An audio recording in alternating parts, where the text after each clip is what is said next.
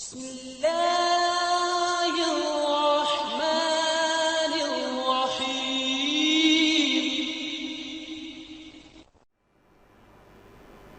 پتے درختوں کے، بیری کے پتے اور درختوں کے پتے، یہ ان پہ گزارا ہو رہا تھا اس خاندان مبارک کا۔ اور بچے اتنے زور سے روتے تھے، معصوم بچے بھوک کی وجہ سے اتنے زور سے روتے تھے کہ دور دور تک آواز سنائی دیتی تھی کہ یہ بچے کتنی تکلیف میں ہیں۔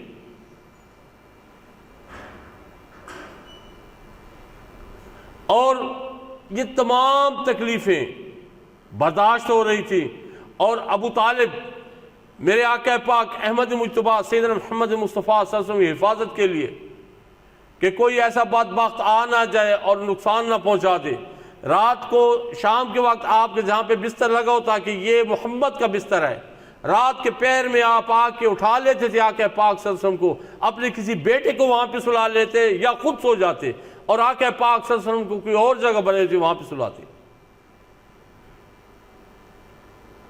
ابو طالب، حضرت ابو طالب کے اسلام پہ وہ کبھی پھر صحیح، لیکن انہوں نے جو قربانیاں دی ہیں میرے آقا پاک احمد مجتبیٰ سیدنا محمد مصطفیٰ صلی اللہ علیہ وسلم کے لیے، وہ اپنی اولاد، اپنی جان سے زیادہ قربانیاں دی ہیں آپ نے۔ اور جب بار بار اصرار بڑھ رہا تھا اور ادھر یہ حالت ہو گئی تھی مسلمانوں کی یا خاندان بنی ہاشم کی، یہ حضرت سعد رضی اللہ تعالیٰ عنہ آپ ہی لکھتے ہیں، طبقات ابن سعد میں ہے کہ یہ جو پیشاب کرتے تھے نا، وہ جس طرح بکری کی مینگنی ہوتی ہے اس طرح، مطلب یہ کہ اندر بالکل خالی تھے۔ جب استعمالی درختوں کے پتے ہو رہے تھے تو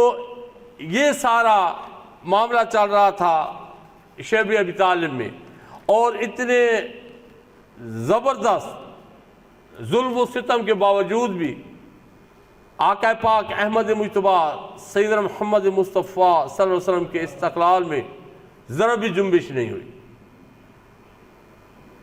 اسی طرح حق پہ ڈٹے رہے، اسی طرح جو ساتھ تھے ان کو تبلیغ کرتے رہے۔ اور پھر ابو طالب نے جب کفار کا زور بڑھا اور وہ کہنے لگ گئے کہ اب اس تکلیف کی وجہ سے ابو طالب ہمارے حوالے کر دیں گے، تو اب حضرت ابو طالب نے ایک پھر قصیدہ لکھا، بڑا مشہور زمانہ قصیدہ لکھا آپ نے لکھا اس قصیدے کے صرف 2-3 اشعار کا ترجمہ میں آپ کے سامنے پیش کرتا ہوں، پھر آپ حضرت ابو طالب کے ایمان پہ خود ہی آپ غور کر لینا، لیکن یہاں پہ وہ مقصد نہیں ہے، جو مقصد ہے وہ ہے کہ پاک صلی اللہ علیہ وسلم کی تبلیغ اور آپ کی تکالیف، کہ آپ کو تبلیغ میں کتنی تکالیف سے گزرنا پڑا۔ تو اس قصیدے کا ایک شعر ہے جس میں حضرت ابو طالب آپ فرماتے ہیں کہ یہ جو کہتے ہیں کہ ہمارے حوالے کر دیں گے محمد کو، آپ فرماتے ہیں اللہ کے گھر کی قسم یہ کبھی بھی نہیں ہوگا، ہمارے نیزے ان کو چھلنی کر کے رکھ دیں گے اور تب یہ ہوگا۔ اور پھر ایک اور آگے شعر میں فرماتے ہیں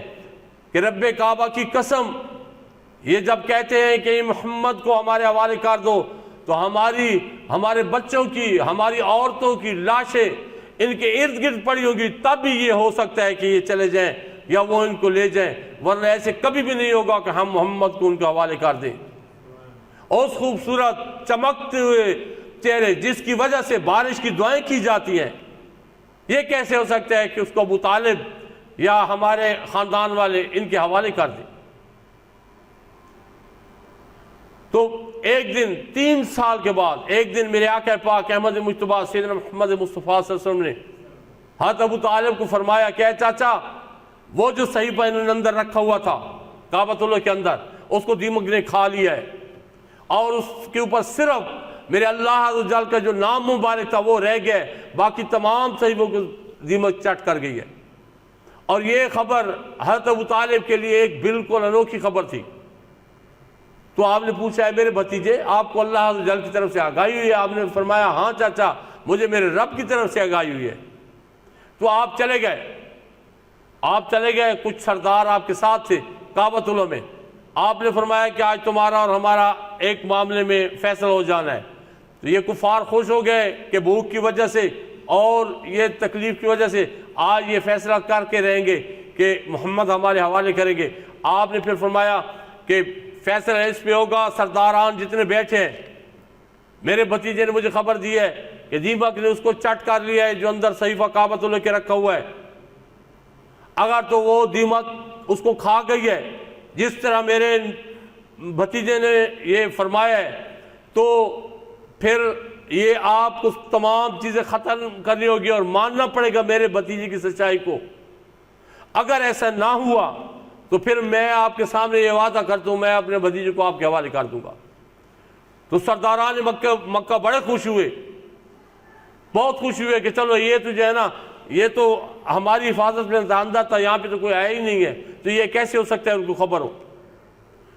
جب صحیفہ اندر سے لایا گیا تو صرف اللہ عز و جل کا نام مبارک باقی تمام کو دیمک چاٹ کر گئی تھی۔